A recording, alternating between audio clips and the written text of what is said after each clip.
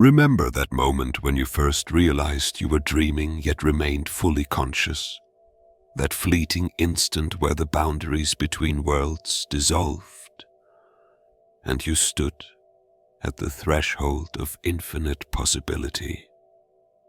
What if I told you this wasn't just a random occurrence, but an ancient practice, a sacred doorway that mystics, shamans, and initiates have been stepping through for thousands of years? The truth is, lucid dreaming isn't just some modern psychological curiosity.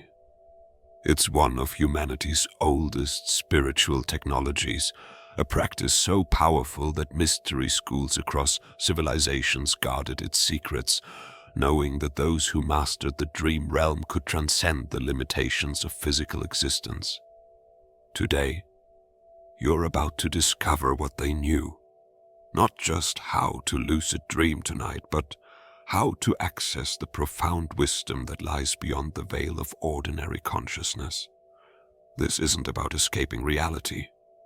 It's about discovering that reality is far more expansive than you've been led to believe. The ancient Egyptians called it awakening while in the body of sleep. The Tibetans developed an entire science around it, and today, modern neuroscience is finally catching up to what these mystery traditions have known for millennia. But here's what they don't want you to know. This ability isn't reserved for spiritual masters or the specially gifted. It's your birthright, a natural capacity that's been dormant within you, waiting to be awakened. In the next few minutes, I'll reveal the 3 core techniques from ancient mystery schools that will allow you to not just have occasional lucid dreams, but to master them, to transform your dream world into a temple of healing, creativity, and spiritual evolution. These aren't just techniques, they're keys to a hidden door within your consciousness. A door that once opened can never be closed again. Are you ready to step through? Before we dive into the techniques, you need to understand something crucial about lucid dreaming's place in human history. Every major mystery tradition, from the Egyptian temples to the Eleusinian mysteries, from Tibetan Buddhists to indigenous shamanic practices, placed dream consciousness at the center of their spiritual training. Why? Because they understood something that modern science is only beginning to verify. Consciousness doesn't originate in the brain. The brain is more like a receiver, tuning into different frequencies of awareness. In ancient Egypt, initiates would spend nights in dream temples, sacred spaces designed to facilitate lucid dreaming. They believed that in the lucid dream state one could commune directly with the gods and access the Akashic records, the universal repository of all knowledge and experience. The Tibetan Buddhists developed an entire science called dream yoga, where adepts would use the dream state not just for spiritual insight, but as preparation for the ultimate transition, death itself. They understood that the same awareness that allows you to recognize your dream can help you maintain consciousness through the dying process. But here's what's fascinating. Despite their different approaches, all these traditions discovered the same core principles for mastering the dream state. And these principles form the foundation of the techniques I'm about to share with you. Modern science has now confirmed what these ancient traditions knew intuitively. During REM sleep, when most dreaming occurs, certain parts of the brain become highly active, particularly those associated with visual processing and emotion. Yet the prefrontal cortex, responsible for logical thinking, remains relatively quiet. This is why dreams often feel so real, yet follow their own bizarre logic. But when you become lucid in a dream, something remarkable happens. Your prefrontal cortex reactivates while you remain in the dream state. You gain the clarity of waking consciousness while still immersed in the unlimited creative potential of the dream world. You're essentially operating in two realities simultaneously, and that's where the real power lies. The first key comes from what modern researchers call the mnemonic induction of lucid dreams. Mild, but its roots go back thousands of years to meditation practices used in mystery schools. Here's how to apply this ancient wisdom with modern precision. Tonight, as you're falling asleep, repeat this phrase: I will recognize when I'm dreaming. But don't just say the words, feel them. Infuse them with intention, as if you're casting a spell upon your consciousness. The ancient Egyptians understood that words carry vibrational power. They're not just sounds, they're energy patterns that can reshape reality. When you speak with true intention, you're literally programming your consciousness. But here's where most people fail. They repeat the words without emotion, without true belief. The mystery schools taught that emotion is the carrier-way for intention. Your words must be charged with feeling to penetrate the veil between waking and dreaming consciousness. So, as you repeat your phrase, visualize yourself becoming lucid in a dream. See yourself realizing you're dreaming. Feel the excitement and clarity of that moment. Make it as vivid as possible.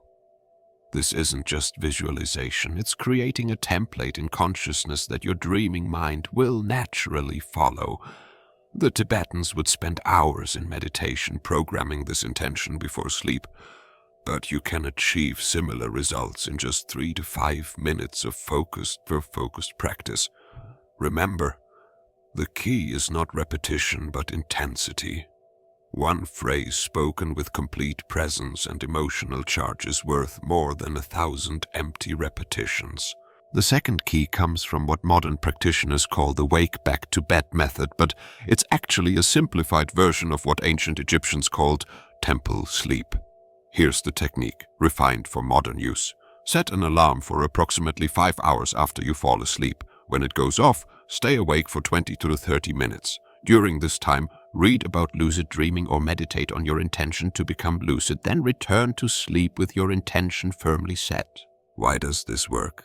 Because you're timing your practice to coincide with the most intense REM periods of your sleep cycle.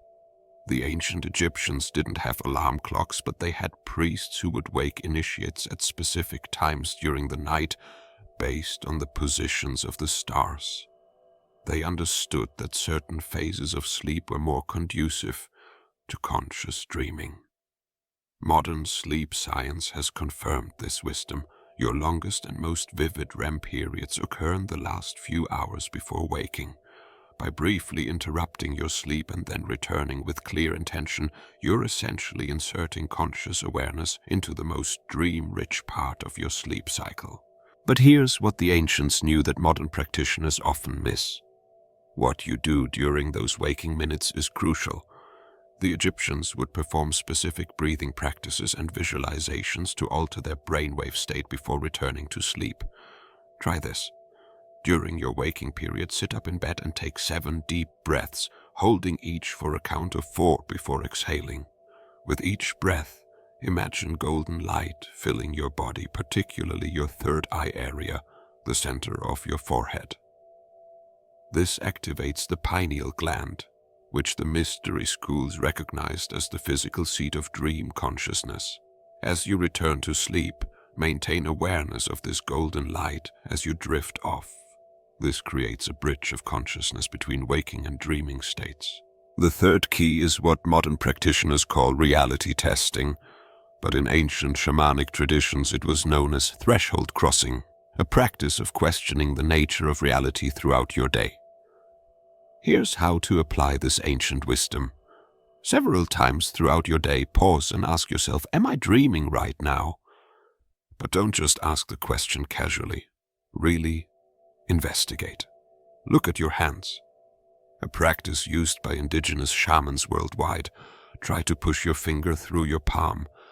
Look at text. Look away and look back to see if it changes. The shamanic traditions understood something profound. The boundary between waking and dreaming isn't as solid as we think. By regularly questioning your reality during the day, you're training your mind to do the same during dreams. But here's the crucial element that modern approaches often miss. It's not just about the mechanical action of checking. It's about the state of consciousness you bring to the check. When a shaman performs a reality check, they enter a state of heightened awareness, what anthropologists call shamanic consciousness. They're not just going through the motions, they're shifting their entire perceptual field. So when you perform your reality checks, take a moment to shift your awareness. Feel your entire body. Notice the quality of light around you. Listen to distant sounds. Become fully present before asking if you're dreaming. This practice doesn't just increase your chances of becoming lucid in dreams, it gradually transforms your waking consciousness as well. You begin to live with greater presence and awareness, which is exactly what the mystery schools were ultimately teaching. The boundaries between dreaming and waking begin to dissolve, and you start to recognize that all of reality is, in a sense, a kind of dream, one that you can learn to navigate with increasing consciousness and intention. There's a fourth key that few modern practitioners discuss, but it was central to ancient dream practices: dream stabilization, or what alchemists called fixation, the art of maintaining lucidity once you've achieved it. Many people become lucid only to have the dream collapse or to wake up from excitement. The mystery schools developed specific techniques to prevent this. Here's one powerful method from Tibetan dream yoga. The moment you become lucid, resist the urge to fly or change the dream. Instead, look down at your dream hands and begin to rub them together. Feel the sensation. Then touch something nearby, a wall, a table, the ground. Focus on the tactile sensation. This grounds your awareness in the dream body and stabilizes the dream state. The Tibetans understood that sensory engagement anchors consciousness in whatever realm it's operating in. Next, spin in a circle while maintaining awareness of your dream body. This prevents the dream from dissolving and often increases its vividness. Finally, verbally affirm, "This is a dream, and I am aware of it." The power of declaration was recognized in all mystery traditions as a way of solidifying intention. These aren't just tricks. They're based on a profound understanding of how consciousness operates across different states of being. By engaging multiple sensory channels and making clear declarations of intent, you're essentially locking in your lucidity. The alchemists called this process fixation, turning the volatile, your fleeting lucidity, into the stable, sustained conscious awareness within the dream. It was considered one of the great achievements of spiritual practice. Now that you understand the 4 keys, let me share how to integrate them into a complete practice, what the mystery schools might have called the Temple of Night Journey. Tonight, before sleep, prepare your space. The ancient initiates understood the importance of environment. Make your bedroom as dark and quiet as possible. Remove electronic devices. Consider adding a meaningful object near your bed, something that represents your intention to become lucid. Perform a brief meditation. Sit on your bed and take 7 deep breaths, focusing on the sensation of air entering and leaving your body. This calms the mind and prepares it for the transition to dream consciousness. Set your intention using the mild technique we discussed. Repeat your phrase with emotion and visualization. I will recognize when I'm dreaming. Set your alarm for 5 hours after you expect to fall asleep, implementing the wake back to bed method. As you drift off, maintain awareness of the hypnagogic imagery, the swirling patterns and colors that appear behind your closed eyelids. The mystery schools taught that these are actually doorways between worlds. Don't try to control them, simply observe them with gentle awareness. When your alarm goes off, stay awake for 20-30 minutes. Perform the breathing and visualization practice I described. Review your intention to become lucid. As you return to sleep, maintain awareness of the golden light at your third eye center. Once you become lucid in your dream, immediately stabilize using the techniques from the 4th key: hand rubbing, touching objects, spinning, and verbal affirmation. Once stabilized, remember your purpose. The mystery schools didn't teach lucid dreaming for entertainment, they taught it as a vehicle for spiritual evolution. Consider asking the dream itself a question. The ancient traditions believed that in the lucid dream state you have direct access to higher wisdom. A simple question like, "Show me what I need to know," can yield profound insights. Before we conclude, I need to address something important. In our modern world, lucid dreaming is often presented as a form of entertainment, a way to fly, have adventures, or fulfill fantasies. While there's nothing wrong with exploring these aspects, the mystery schools understood that the true purpose of lucid dreaming goes far deeper. They saw it as a training ground for the ultimate spiritual challenge, maintaining consciousness through the death process.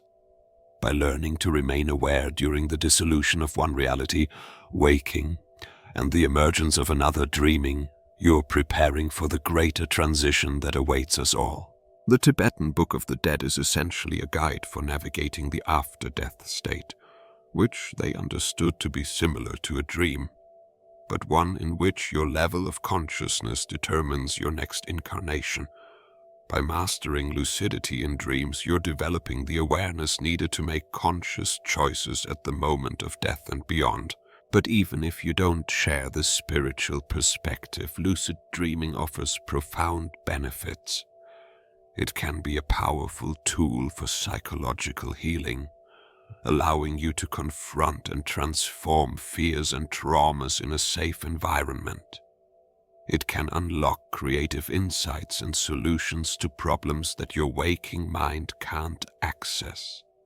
It can help you understand the nature of consciousness itself, revealing that you are not your thoughts or experiences, but the awareness that witnesses them.